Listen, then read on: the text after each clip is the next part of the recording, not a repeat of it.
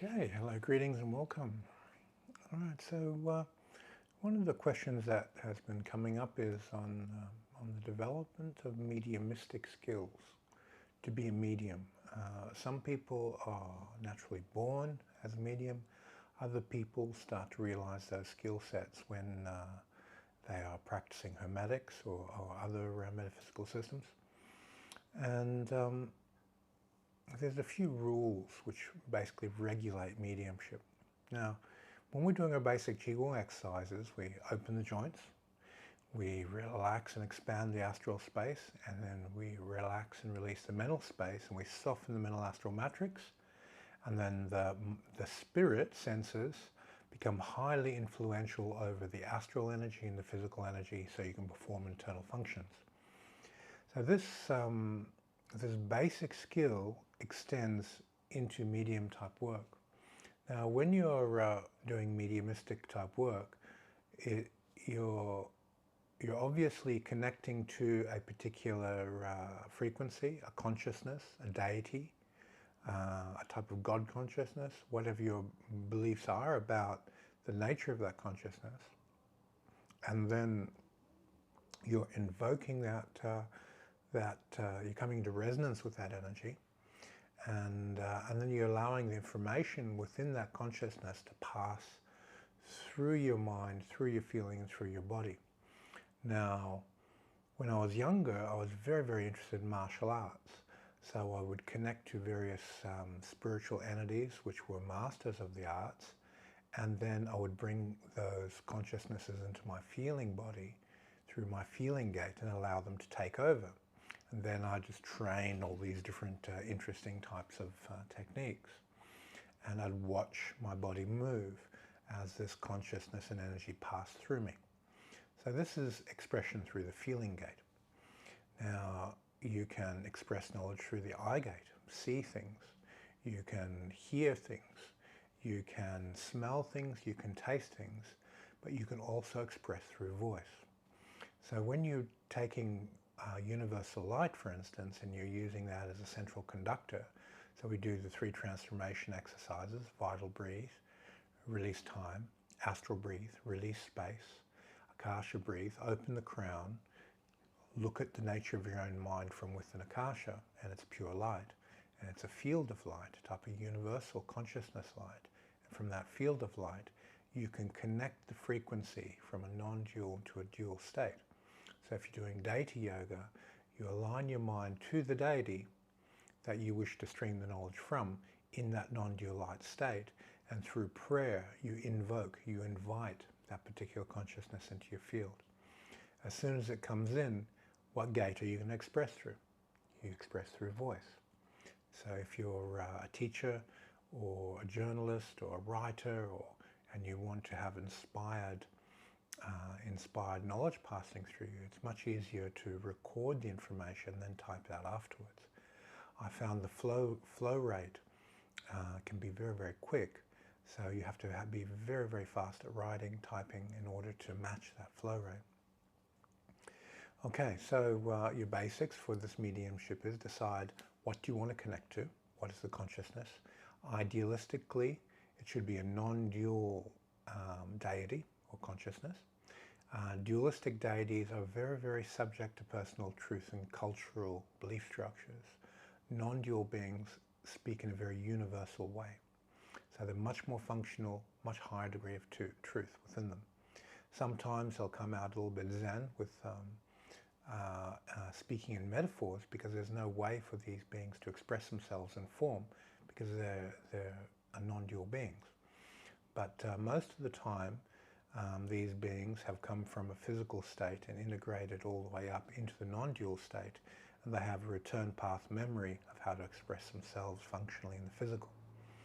And when you're developing yourself, it's very, very important to recognize that your method of ascension, how you elevate yourself, how you bring yourself through the akasha into non-dual light, will reflect the method that light reflects back down into form.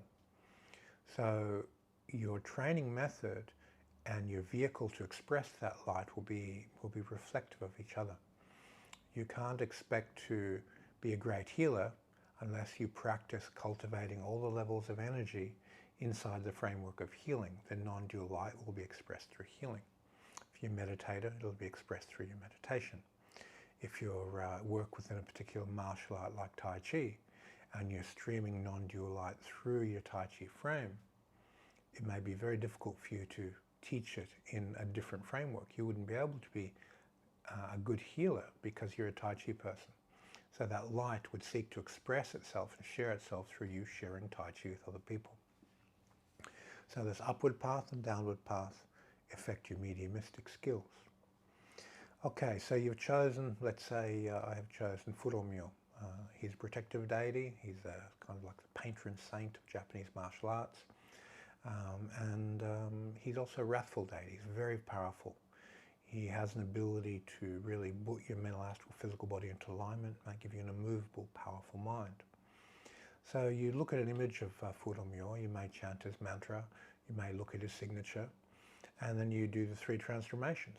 You raise up into non-dual light. Then you stream that light into the image of Furomyo, and then once you've filled that image and you mentally transferred it into Furomyo, you invite him in through prayer. Once he comes into your consciousness through the crown, you let him come into the mental body, into the astral and the physical body. If you wish to express yourself through speech, you just expand the mental, astral and physical bodies, you step your observing mind outside and you watch, and then you speak. As you're speaking, you're going to find your tonality will be a little bit different with each deity, your feeling in your body will be different, your psychology will be different. You'll fundamentally be a different person. And that's just an expression of the astral. Remember, you are a vibrational match to the universal mind.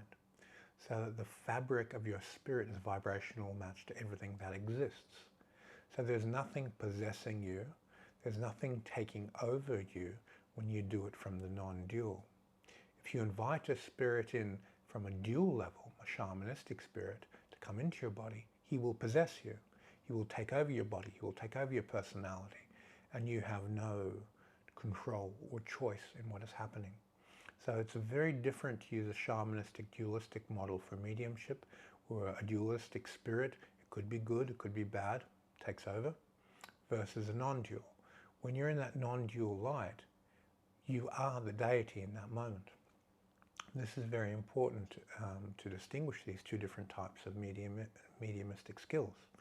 When you are the deity, you're an aspect of your spirit, of the universal mind, that's expressing itself.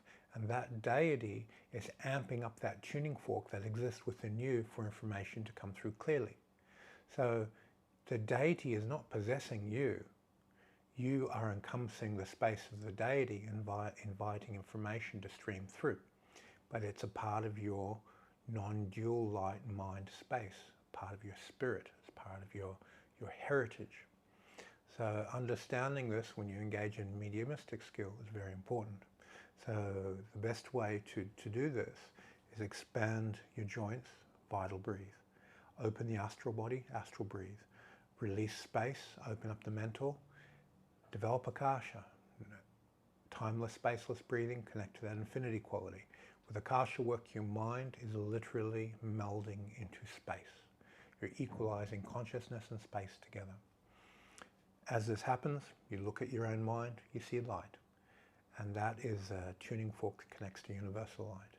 It's through that vehicle you begin mediumistic training, deity yoga.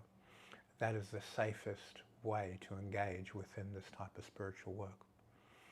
Okay, if you have any questions on this topic, send them to me. All the questions will be answered through the Vimeo channel. This video I'll post to YouTube if you're watching it there. And this isn't something for beginners. It's something where people have put in years of work. And for a solo practicer, you're looking at a solid decade of concentration work to accumulate a stable, non-dual type of Akashic light for you to get to your skills with this. If you're receiving transmissions and training, it'll be much more quick. You can be doing it within a year. If you're a natural, that is just naturally coming through, you want to do the formal training anyway so you can master what's passing through your consciousness and get to that non-dual state so you're the master of the experience. Okay, thank you for your time, and see you in the next video.